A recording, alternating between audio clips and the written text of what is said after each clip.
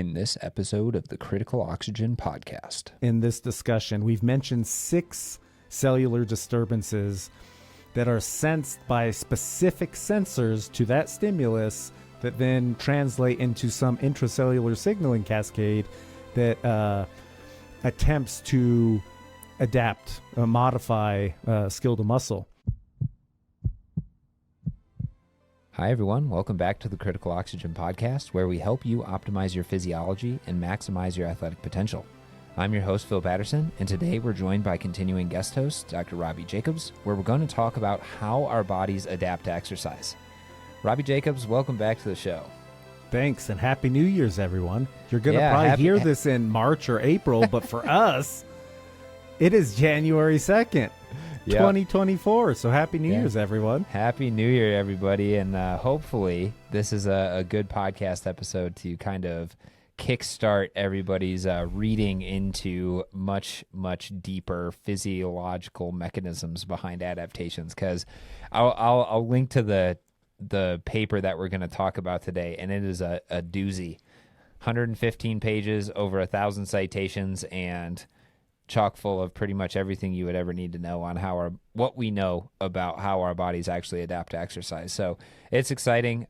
Just know that both Robbie and I didn't have a chance to read the entire thing. I was on the treadmill walking today for at least an hour, reading the entire time, and didn't even get past like the second section. So here we go. So this paper is 115 pages.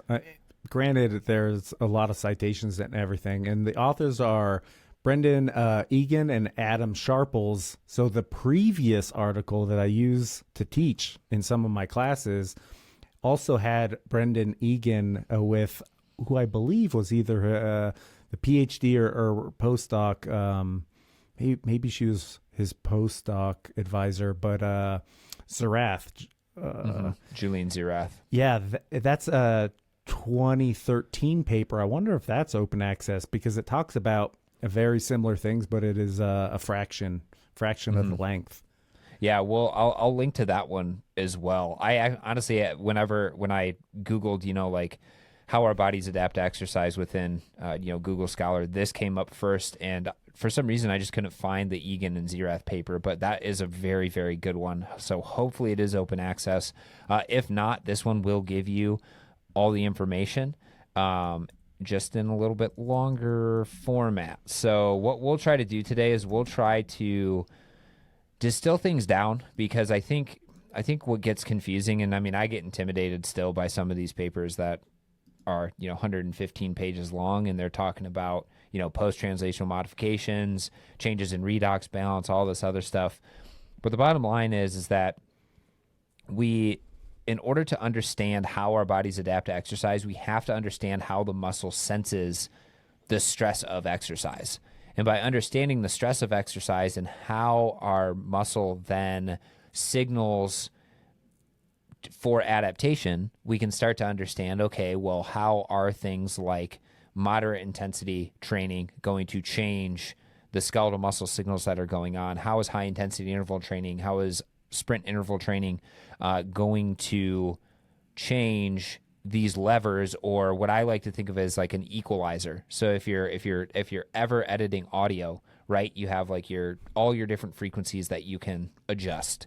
And one of the biggest things that you can do, especially in exercise, you can adjust the frequency or the amount of each of those frequencies. And that's actually how our bodies end up being able to adapt to endurance exercise all the way to strength exercise and get different results, even though the signals are essentially the same. They're just in different doses. Yeah. Our body adapts to threats that would kill us. It doesn't adapt to things we love, unfortunately, right? It's not like, oh, my body's adapt to love. Now I can take on more love, or something like that. Our bodies want to stay alive. Our biology doesn't want to fail. Mm-hmm. And so that means that our biology is plastic. And to what degree is variable across everybody. So with this idea comes this term hormesis. Hormesis is the concept where a little bit of poison or a little bit of harm is good, but too much harm is bad. That's literally how our bodies adapt, right? We have to expose our bodies to a little bit of harm so that they adapt to become better, to prevent future occurrences of that same harm threatening our biology. Mm-hmm. Just like and exercise is harm. Yeah, it really does. It enacts or it imposes various threats of harm to us. Just like in order to build bone density, you need to, what I've heard is apply the force to that bone about 1/10 of what would break it, right? Mm-hmm.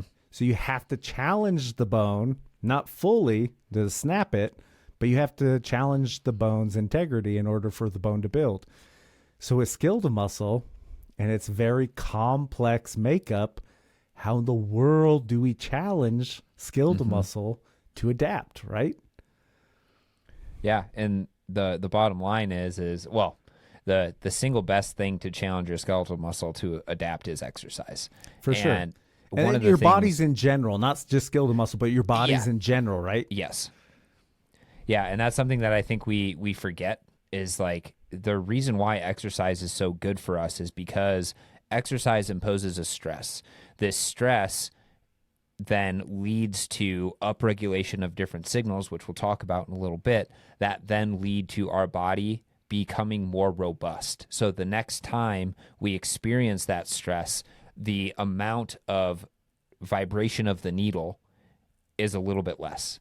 And then if we do the same thing, if we train over and over and over, that vibration of the needle gets less and less and less until, essentially there's no change if you are stressing the body enough and adapting enough. So that's the big picture is, you need to stress your body in order to adapt. And in order to adapt, you have to have a series of signals and then signal transduction and building processes that actually allow for the body to build itself. It's essentially the human body is amazing because what it does is it, as opposed to like other things, right? Like a car doesn't adapt to stress. A car just stresses and fails. But the human body, as long as you're supplying it with the correct fuel or the correct nutrition, has the ability to repair itself and actually become better. So those thin wooden paper mache walls that you once had, all of a sudden are wooden walls, or all of a sudden are metal walls, or all of a sudden are cinder block and then metal, right?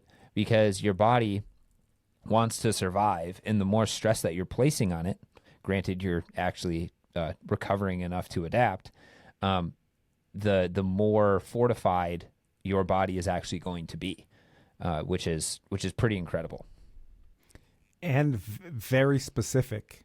It's even more incredible with the specificity that our bodies can adapt to. So as you train, you are purposefully introducing specific challenges to your biology so that in hopes that your body comes to adapt to become better against those specific challenges. That's why training specificity is so important for performance. It's less important for overall health, right? If you're looking at the outcomes for that. But that's where training specificity becomes so very important. So in order to best, let's say, in order to have the most freedom in your life to try to choose how you want your body to adapt to best set you up for success in whatever your competition de jour is, right? You get to identify the specificity of the challenges in order to become better at exactly what you want. But the problem is we're not that good, and we don't fully understand the intracellular disturbances and how the external challenges can influence that. And so that's what we're going to talk about a little bit today. Yeah, and it should be noted too, right? Like back to this specificity idea is if you do endurance training or if you do strength training, you still get all of the same disturbances. Very similar. It's just, yeah, very similar. It's just the amount of those disturbances, like an equalizer, is different. You have a different EQ setting for endurance adaptation versus strength adaptation. But even then, if you pare it down even further, those disturbances are going to be different if you're cycling, if you're running, if you're rowing, because they're muscle specific as well. So this is why, for the most part, you couldn't be an elite level runner just training cycling, right? You could probably get some adaptations and some things that would translate over, but you would not get the specificity of the similar muscle contractions, other things like that would then allow you to become a really, really good runner if you were only cycling. So, and it's all mediated through adaptations within the body, all of which are generally the same. It's just slightly different flavors, which is really quite incredible to me. Yep.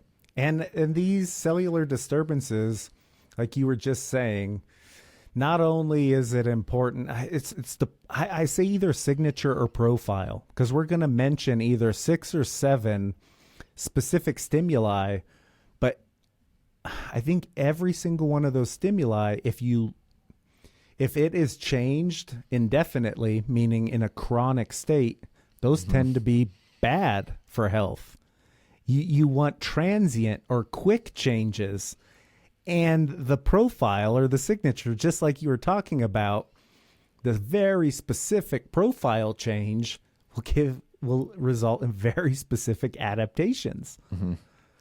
Yeah, that is, it's something we'll talk about in a little bit, but you also see these signals available in stress that is chronic stress as well. So if you have overweight or obesity, if you have metabolic diseases, if you have cardiovascular disease, other things like that, all of these stress signals are still present.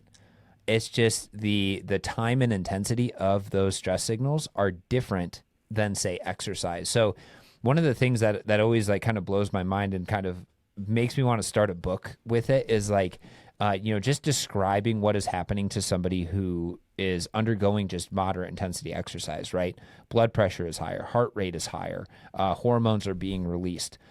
There's, body temperature is high, like feverish.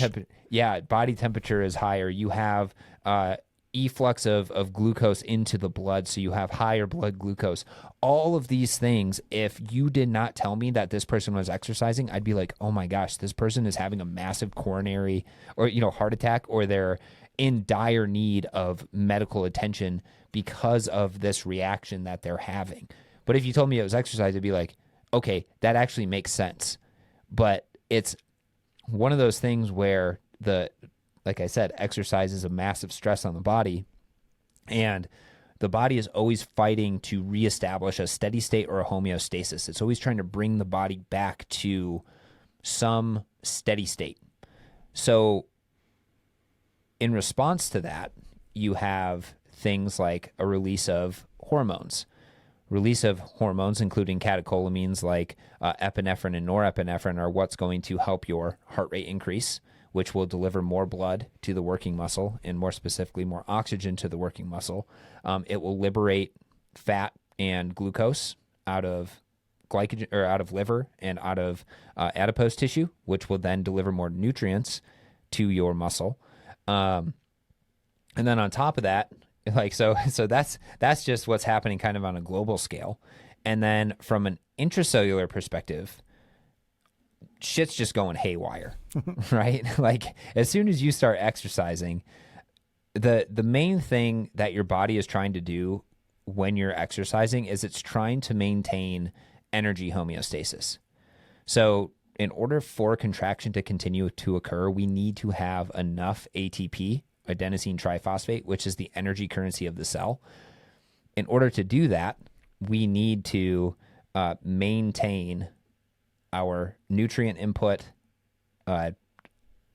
substrate degradation or oxidation, and we need to maintain ATP concentrations very, very, very well, because if we did not, we wouldn't be able to contract at the required amount.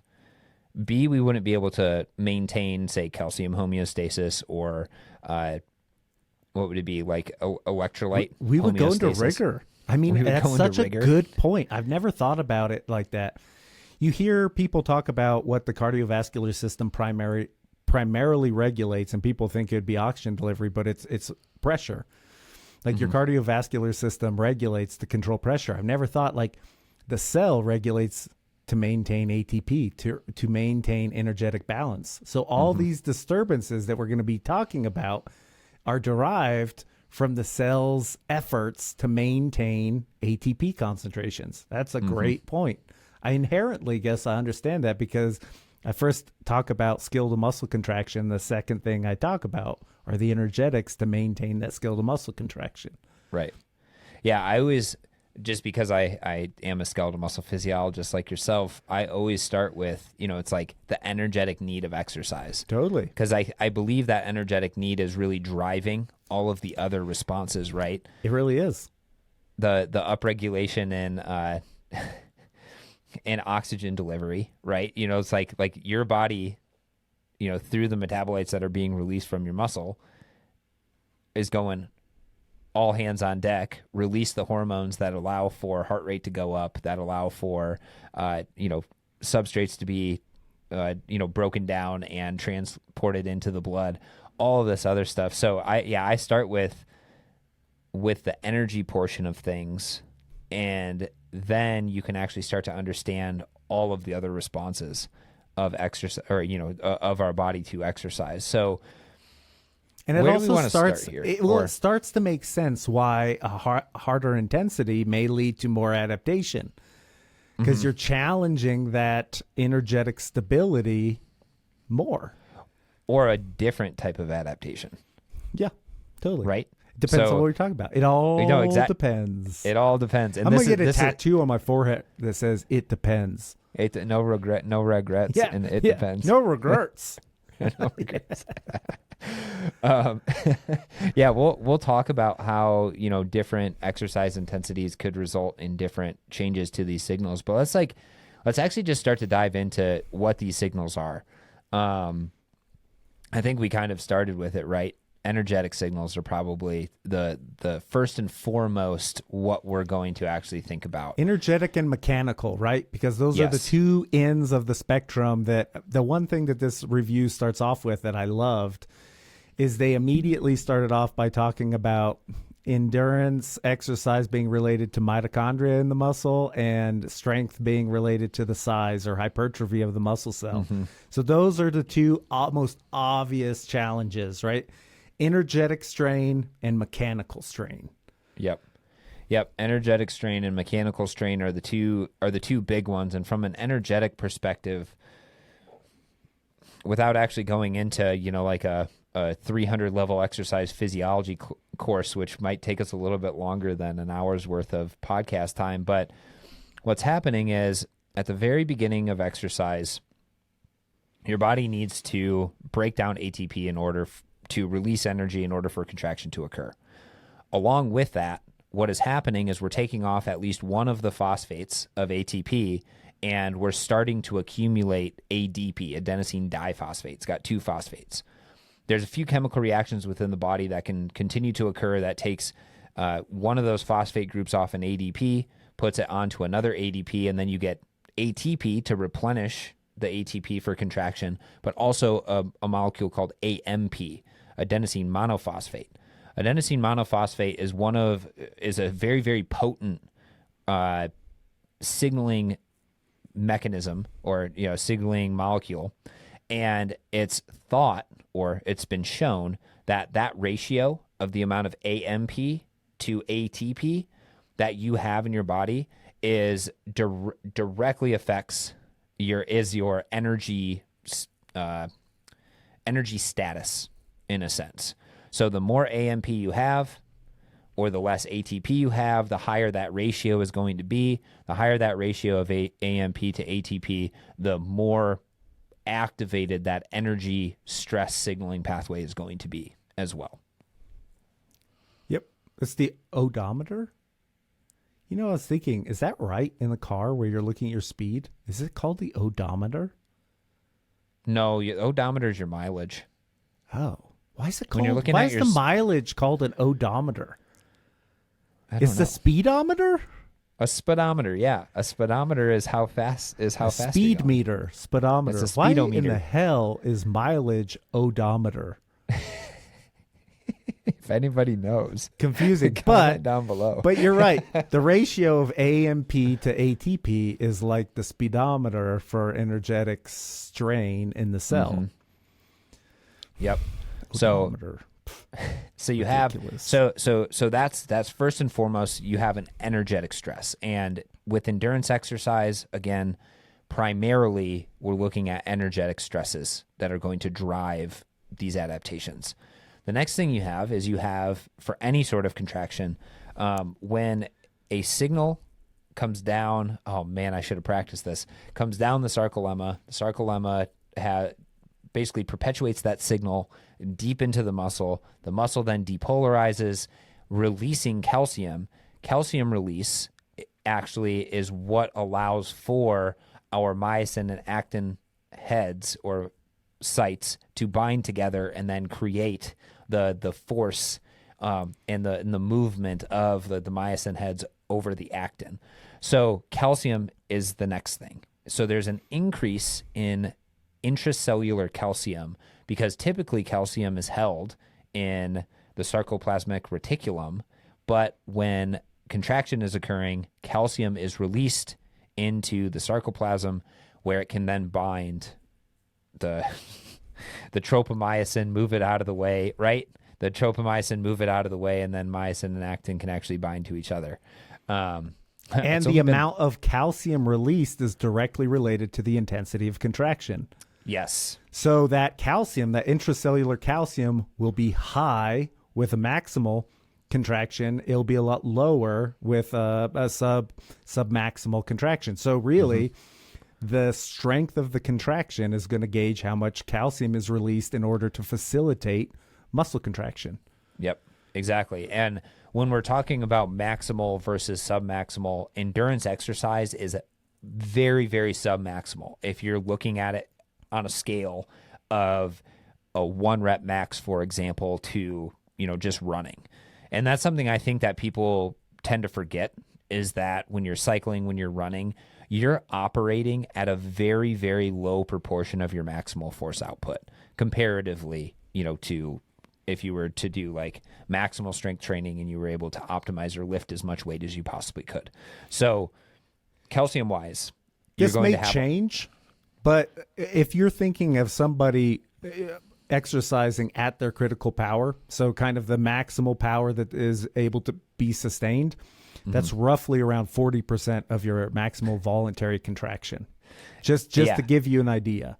Yeah, so that's pretty low. 40% of your maximal voluntary contraction. That just like kind of blows my mind. But again, we have both the intensity and the duration sort of ideas here, and that's something that I also want to talk about is intensity and duration together are kind of what are going to make this signal. So the duration for endurance is a lot longer, but the intensity is lower. So you can accumulate a very robust area under the curve, but at the same time, it's still potentially going to be less in terms of the maximal amount of calcium that can be released during maximal, force transduction.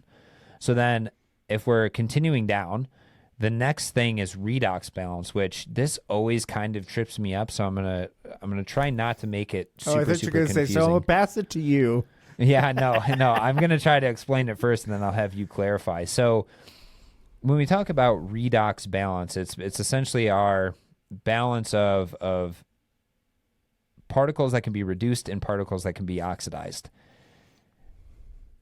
Our oxidized or our molecules that can be oxidized are things like NADH, FADH2, and then our ones that need to be reduced are NAD plus and FAD plus. We need a decent amount of those oxidizable molecule. We need enough. That's not a decent amount of I know. oxidizable factors, Cell. Needs I know, to be this is decent. Yes, so the scientific terminology here is decent amount. It's not. We need adequate amounts of NADH and FADH2 in order for our skeletal muscle mitochondria to be able to continue to pass electrons down the electron transfer system. However, what happens is, especially when we start exercising above critical power, we actually don't have the ability to or give hydrogens back to our NAD molecules. So we eventually start to get lower and lower pools of, or our ratio of NAD plus to NADH eventually goes up. This is going to essentially cause another bioenergetic pressure on the system. And if we can't maintain that, that's when we start to get conversion of pyruvate to lactate, because in the process of converting pyruvate to lactate, we actually take a hydrogen off of NADH. So then we have NAD plus, which then can go back around and work in glycolysis and essentially keep glycolysis going.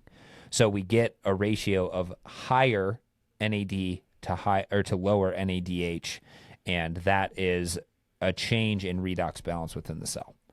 Now you add to it. Yeah. Oh, I mean, now go. Yeah.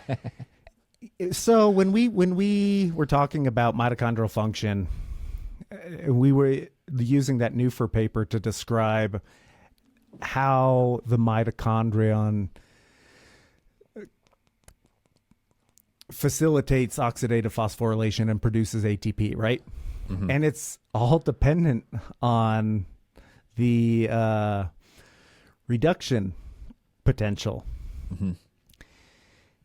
And so when our body wants to, let's say, oxidize things very fast to make ATP, there's a lot of reduction and oxidation going on in the cell, and it becomes quite chaotic. And so when you have periods in which there's high demand for ATP, you can throw off the balance of components within the cell that are wanting an electron and have an extra electron. You throw that off, and I believe that it becomes overly reduced in the cell.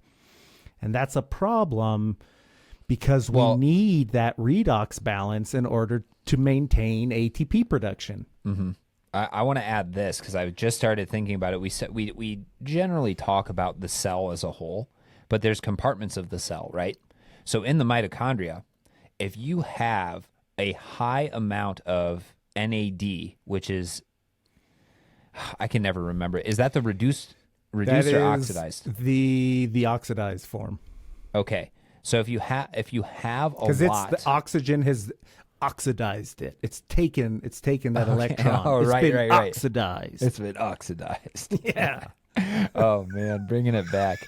I hope people appreciate that, because I do. So if you have a higher NAD to NADH ratio, what's going to eventually happen at complex 1? You're going to have reciprocal inhibition of the ability to actually continue to oxidize NADH, because you're going to have a buildup of NAD plus, which is then going to, block the ability for more hydrogens to be pulled off. So in the mitochondria, having a high ratio of NAD to NADH is bad. I mean, I think we can say that, it's pointless. Right? Yeah.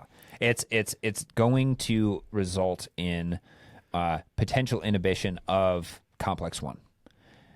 However, in the cytosol, so where glycolysis is happening, we actually want a high ratio of NAD to NADH, because having more NAD is going to allow us to continue to do glycolysis. And I'm doing a cycle, because it goes over and over and over and over. Yeah. Yeah. And the only way we can do that is if we have a lot of NAD. And this is where if we start to get low NAD or a buildup of NADH within the cytosol, then that can lead to problems of not being able to continue glycolysis. And even though glycolysis is really only yielding 2 ATP per cycle, it produces ATP very, very fast.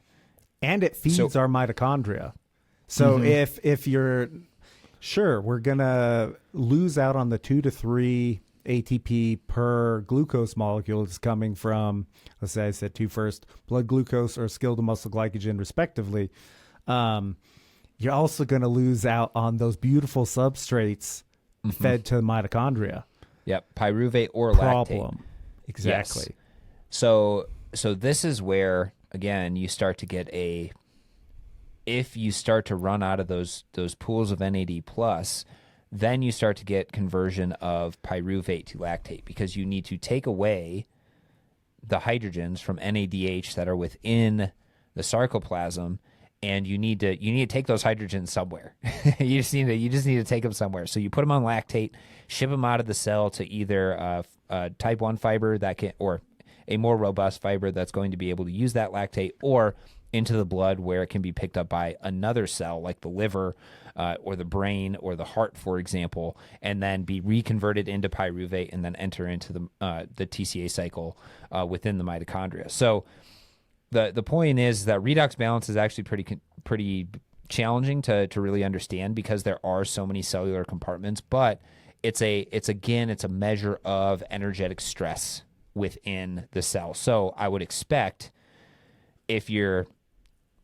this is a little bit more if you're doing kind of like the moderate intensity continuous training, or like, a little bit more of that threshold training, you're going to have a massive increase in your redox balance, or redox imbalance. Redox imbalance. Exactly. Yep.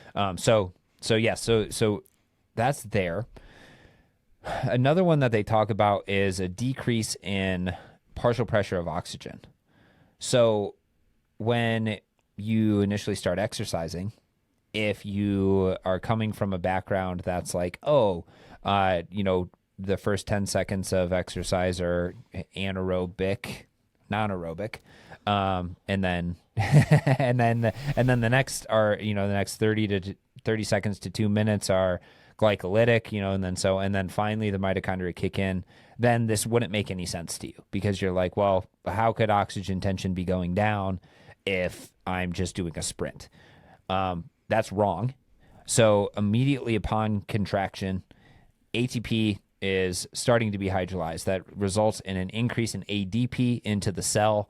That's going to start to push phosphocreatine towards the right side of the equation, which is going to create more ATP. The challenge is that phosphocreatine is in very short supply. So you need to start rephosphorylating that as quickly as possible. So if you use something like NIRS, or you do magnetic resonance spectroscopy, you see immediately upon contraction, oxygen consumption goes up.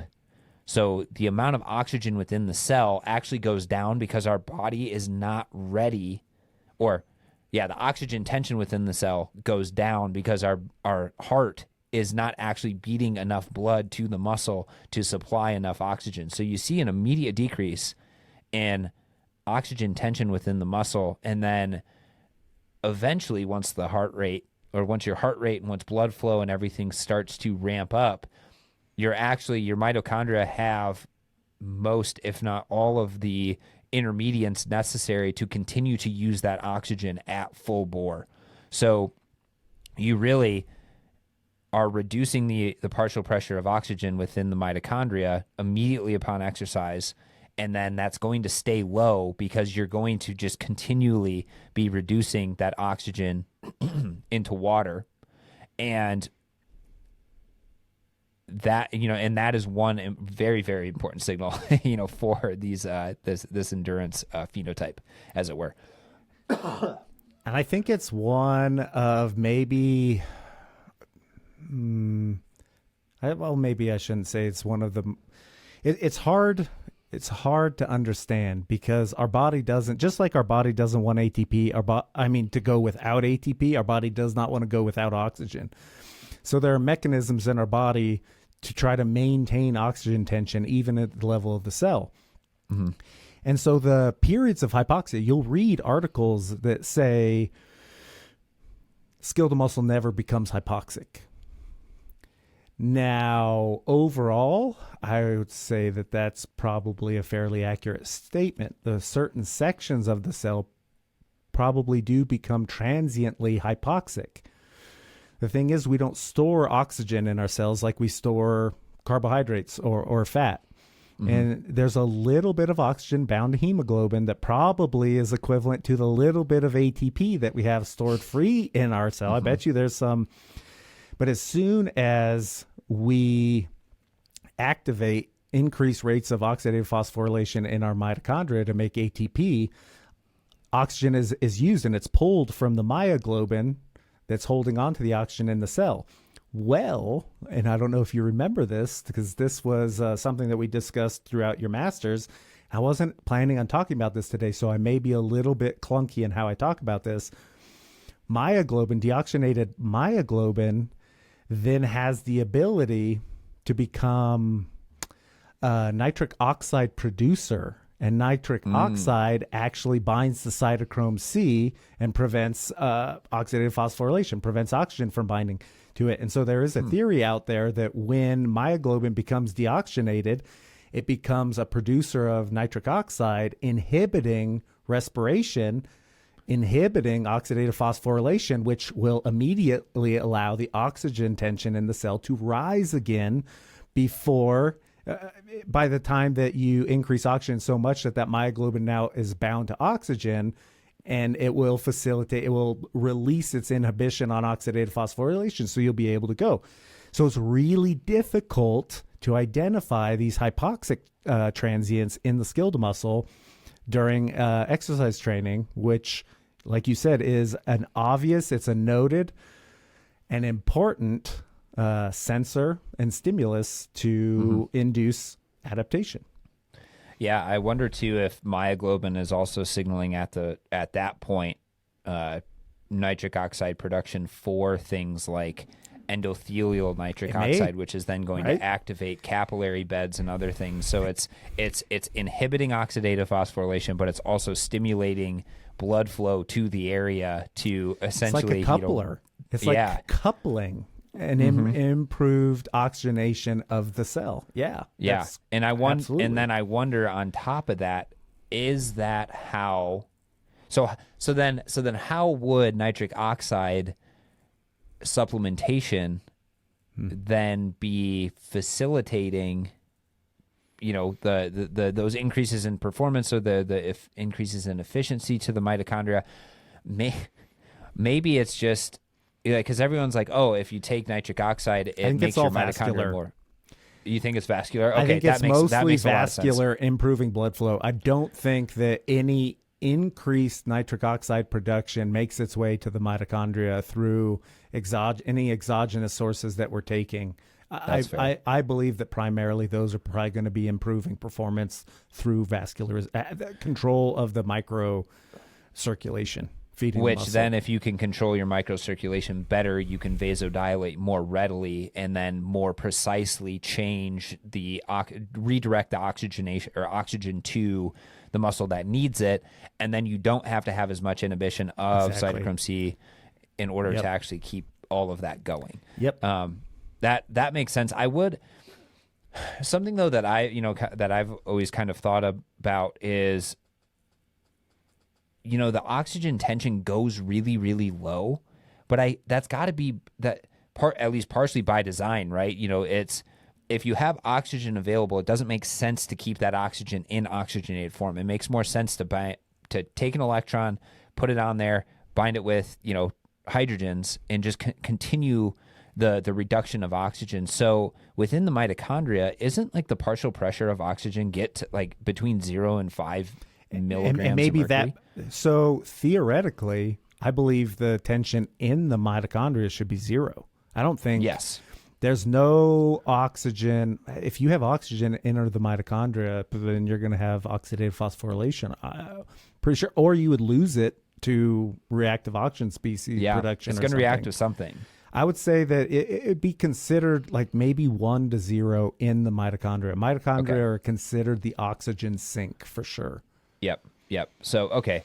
Yeah, that makes sense. So, I mean, but even from that perspective, right, the most anaerobic place in your body is going to be your mitochondria. Right. But it's not because there's no oxygen available. It's just all the oxygen is being used immediately, for whatever processes are actually going on. Another thing that I was kind of thinking about with like nitrate supplementation is that because nitrates have a pretty low or high reduction potential, right? Whew. I would think so, because there's reactive oxygen and nitrogen species. So here's my thought is that if we have an abundance of nitrogen or nitric oxide from taking a lot of beetroot juice, is it possible that we're just sparing the use of oxygen and just instead using nitric oxide and just reducing the nitric oxide? So the nitric oxide bioavailability increases because we're making more nitric oxide rather than supplying it. And what I think is happening, it's hard to have good resolution to see what's happening at microscopic levels of the muscle during activity. Yep. And so there's some debate or some discussion on microcirculation throughout the muscle and its appropriateness. How nitric oxide, exogenous sources that increase endogenous nitric oxide production may be enhancing exercise performances, actually improving the delivery of oxygen, matching need with delivery more effectively is what I've read that makes sense to me. Is the literature that I've read on it that makes sense. But that's how I understand it. Yeah. No, these are all just things that I've thought about in the past and haven't had a chance to ask anybody. So, well, and I may be wrong. So take what I just said with a grain of salt. I know. I don't know if anybody says, sure. He would have a much better understanding, but I really don't know if anyone knows, right? Yeah. Fully what's going on. And it's it's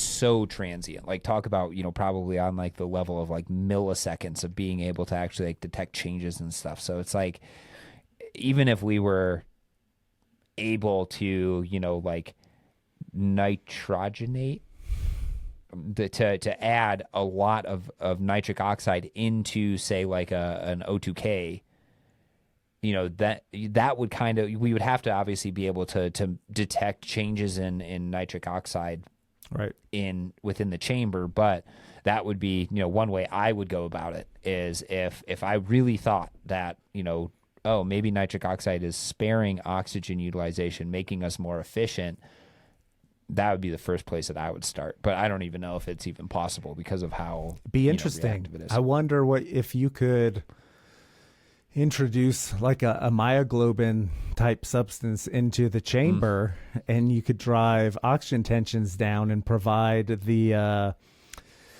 reactants that are then used by the myoglobin then to produce nitric oxide. That would be super interesting. Yeah. All stuff that I won't do because I don't have an O2K at my well, house. I probably won't do it either because I have some O2Ks, but you need a lot more than just that. I know.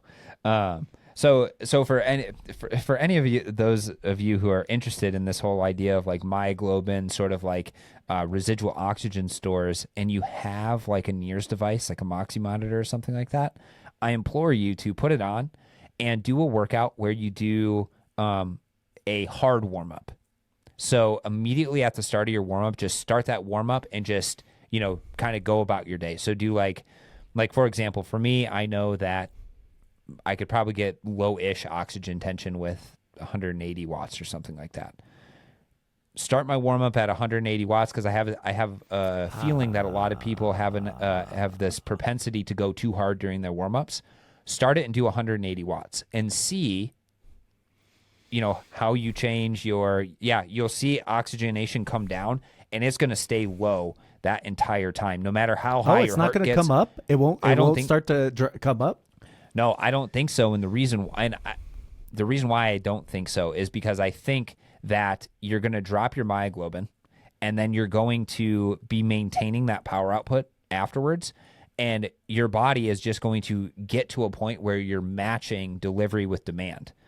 Where Whereas if you did a proper warm up where you start really easy, like for example, I start all my warm ups at 60 watts and I do 60 watts for anywhere from 2 to 4 minutes. And then I increase 20 watts after that.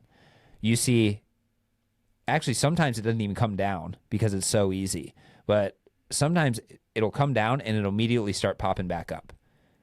And then after that, it'll continually increase to about 100, maybe 100 watts, and then it'll flatten out for a little bit, and then it'll start to come back down and then stabilize. And I think that part of that is to do with myoglobin. Because I don't know, like, it's just, it would just be a cool example of you being able to show, like, your athlete yourself, this is what happens when I go out too hard during, like, a warm-up or something like that. I never recover my SMO2 versus if you go out easy, your SMO2 will actually come up, and you'll essentially have more oxygenated blood available to you when you do decide to go hard. And it's just something to highlight and maybe facilitate a better warm up out of those who do have a NIRS device. I highly recommend just like playing around with it. I need to do that. I need to ride with my Moxies so much more, but then it will just give me more work to analyze the data for time that I like already struggle to have. But yeah. I should really do that because that's a fun idea. Yeah, I would say I wouldn't spend too much time actually analyzing the data post, but during the actual ride, it's how I adjust my intensity actually. So depending on what I'm trying to do, it's one of the key factors in how I actually dictate some of my workouts. So that's a episode for another day. I adjust my workouts based on TTB. What's that? Time to barfing. TTB. Most of the time I'm trying for 4 hours TTB, but today was 1 hour TTB. Today was a 15-minute TTB. Oh, that just sounds absolutely horrible. Honestly, I've never thrown up during a workout. Golly. I haven't thrown up in a long time, but I will gag. I can gag easy. I think that's because though You're am fit. Primarily slow, but I think it's like I'm predominantly slow twitch. So even when I do go super, super hard, the amount of acidity that I'm able to actually accumulate doesn't go that high, even though I am going as hard as I can, and then it clears pretty fast. Yeah. Granted, though, there are days where it's like I do like a VO2 max workout, and I'm like, oh my gosh, like, and it's that, and then I stop pedaling. Mm-hmm. That's where bad stuff happens because you get pooling of the blood. You're not getting your blood pressure just like probably drops a ton. And then the first thing your body wants to do when your blood pressure drops a ton like that is like, well, we got to reestablish it. That's the first thing. And then it's like the second thing is like, let's throw up because we don't have enough. We had to redistribute all the blood to the brain and get rid of the stomach stuff. Did you ever respire your own muscle during your PhD? Nope. I never got a muscle biopsy or anything. I volunteered. It's cool. I was able to respire mine during my PhD where Bank Saltine was the person that took the biopsy. I remember you showing me that. That is pretty cool. That's like, I kind of like to do a little bit more of like the physiological assessments on myself because I know those numbers. Whereas like with like the mitochondrial respiration, it's a little bit more foreign to me. So I don't know comparatively like what's better or not, right? I could tell you. I'm sure yours are really good. And I've never had my muscle fiber typed, but I bet if I was fiber typed, I probably do have a little bit more distribution of the fibers formerly known as type 2A, which I used to think would be the best. I was like, oh, that'd be awesome. Yeah. But because you think that that's leading to a little bit of inefficiencies in terms of for sure contraction and stuff. For sure. So when I did 23andMe or whatever, one of those genetic tests, I got told that I had the genetic variant that's prevalent in a lot of elite level power lifters. So really, essentially, I'm an elite level power lifter. That's turned endurance athlete. Yeah. Maybe you need to become a power athlete. That's why you've always been drawn to CrossFit. Yeah, I think, well, something I have been thinking about lately is like, like the disparities between, like, say my VO2 max workouts that I'm able to do and my shorter interval workouts versus my slightly longer interval workouts. Maybe that has something to explain for it. But at the same time, though, I've never felt very powerful from a perspective of, like, like, I've never been super fast. I've never been able to jump very high. Have you ever tried to be super fast or tried? Because you seem to be pretty adaptable once you actually focus on it. And I've never known you to focus on that stuff. No, I was doing a lot of lifting at one point. You got super strong, right? I mean, not super strong, but almost 400 pounds at 160-pound body weight for a deadlift, which is like, that's pretty good. But again, I think, and I can't do any of that sort of stuff right now with my back and my hip and all that, which is really disappointing. So I might just be walking on a treadmill the rest of my life. That's probably what's going to end up happening. A torn pec, a torn bicep later. I'm like, oh. I know. The good thing is like I've been doing lunges. Lunges like F me up actually pretty bad. Me too. Push-ups, that's a good one. We totally got derailed here in terms of talking about our signals. I know. We could get back. We're doing so good. Right on task. Yeah, okay, right on task. So decreased partial pressure of oxygen was the last one, and that kind of led us down that rabbit hole a little bit. The last intramuscular signal that's kind of that they note is this mechanical tension. And second this to last. is they don't even talk about reactive. No, they do talk about reactive oxygen species too, right? Yeah, but they don't put it in the signal. It's weird. You're right. They don't put it in the signal, but if you scroll down and then look at the sensor protein or receptor in table 1, second is mitogen activated protein kinases, your MAPKs. Mm-hmm. And they put sense changes in growth factors, cytokines, tension, and cellular stress, including reactive oxygen species. So they don't explain it clearly, but the MAPKs are difficult sensors to identify. So in class, I just kind of talk about them in relation to reactive oxygen species, but the mitogen activated protein kinases are a pretty robust set of cellular sensors that respond to just lots of different stresses. Who knows? It may also be, I believe that even inflammation may come and fall under this subheading, but after the MAPKs. So this is why reactive oxygen species or free radicals are beneficial to overall health and drive adaptations. And you've mentioned before on the podcast that possibly, consuming vitamin C or vitamin E right after a workout isn't ideal because it could diminish some of that signal. But then the next one, mechanical strain. Yep. Yeah, mechanical strain, I still don't really understand how it's actually propagated, because do you remember when you were a kid for 4th of July? I'm going somewhere with this. Did you and your family ever use fireworks like yourself, or did you just go to fireworks shows? Every once in a while, but yeah, we would normally go to the shows. Did you ever have those fireworks it was 2 strings with like the firework in the middle, and you'd wrap the string around your finger and you pull it and it pops? No. So the most common mechanosensors in the skeletal muscle are called integrins. And I kind of think of them like those fireworks that they're literally in some way, shape, or form initiated by mechanical distension or being mechanically modified. Do you know a big sensor in the skeletal muscle now is being recognized as titin, the biggest protein in the body? Yep.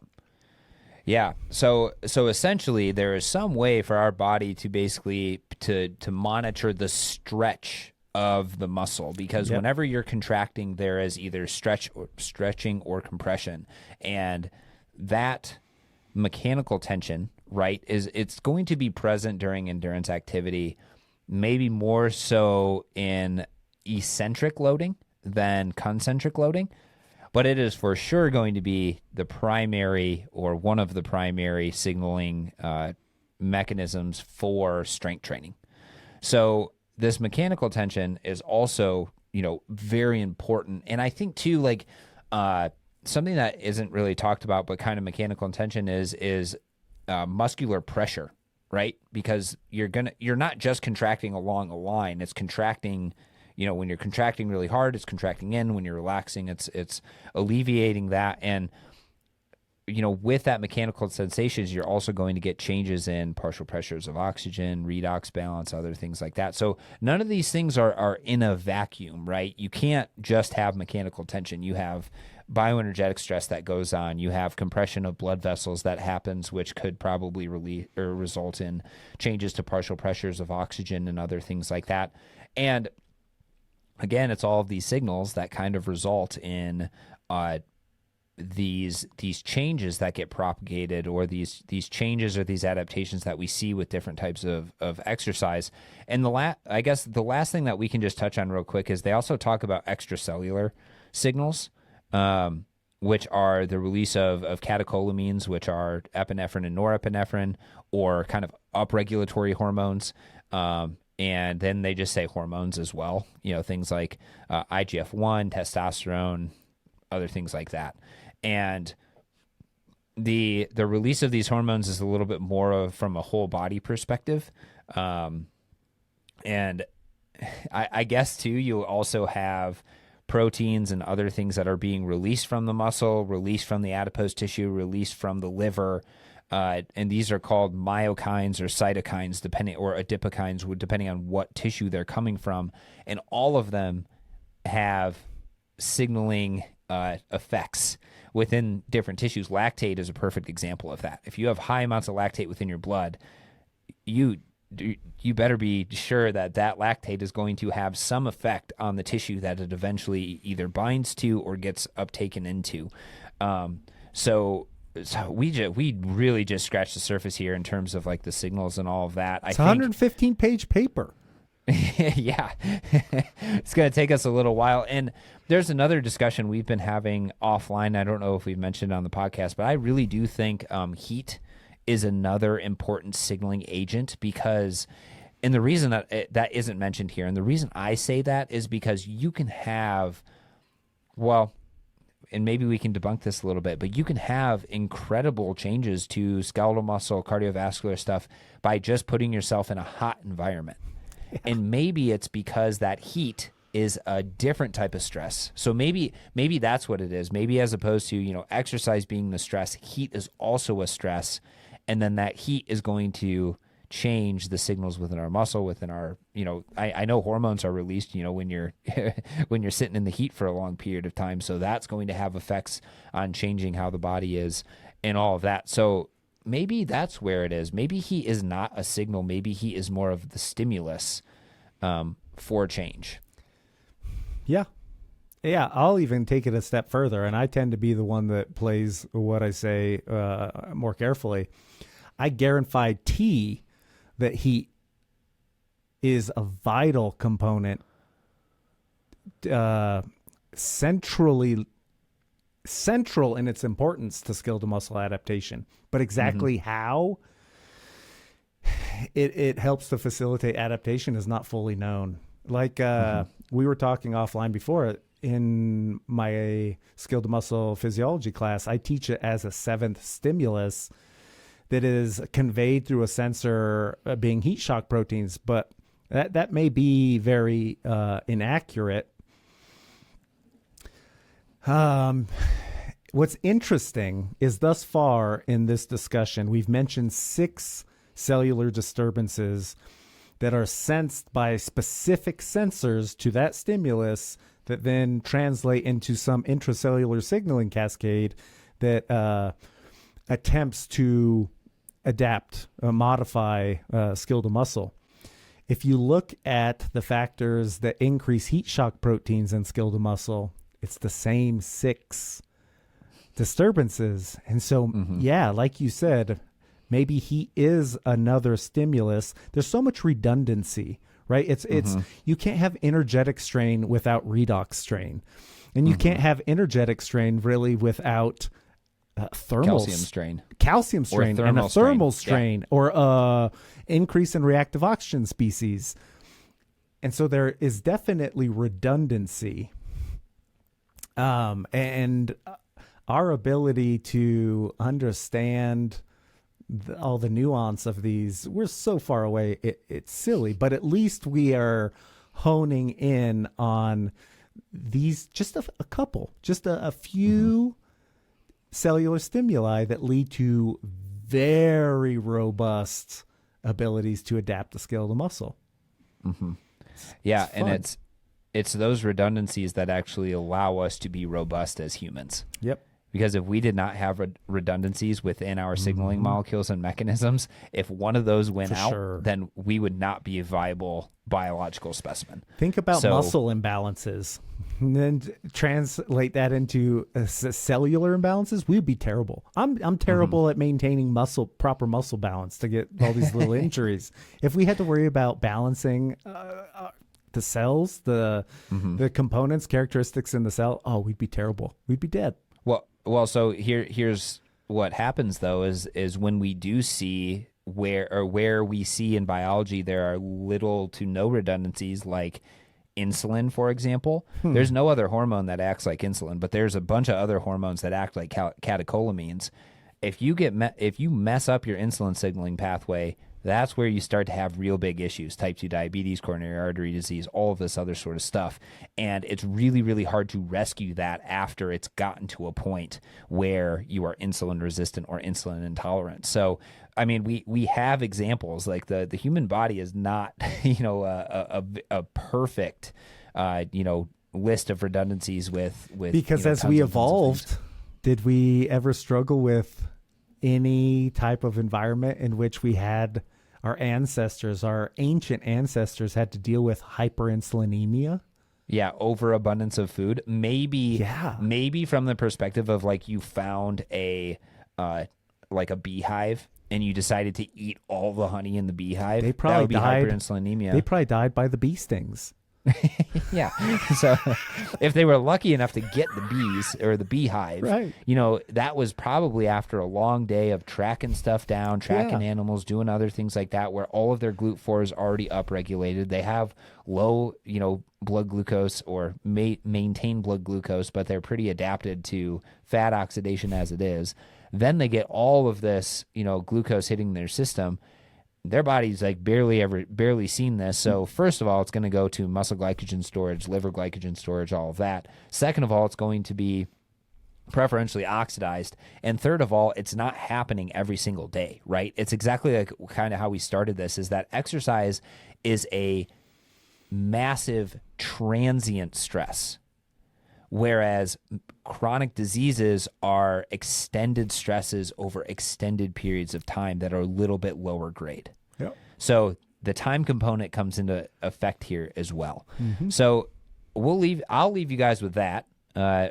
Robbie, you want to leave them with anything? No, it's 2024. Get going on disturbing those cellular.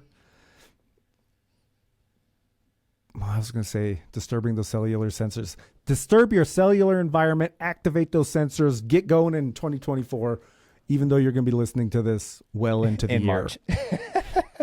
It's just another reminder. Yeah, just another reminder. You got to keep exercising your entire life. Yeah. You can always find me at Critical02 on Instagram. Ask me questions. Reach out to us with topics, with guest suggestions, other things like that. If you know people, connect me with them. I'll be happy to get them on the show. If you want to connect with Robbie, he's on Instagram and on Twitter. Go argue with him on Twitter, because apparently he likes doing that. I won't do it. I won't do it. I'll try not to. Yeah, we hope you guys are off to a good start of your year, even though it is a little bit down the road, and we'll catch you guys in the next one.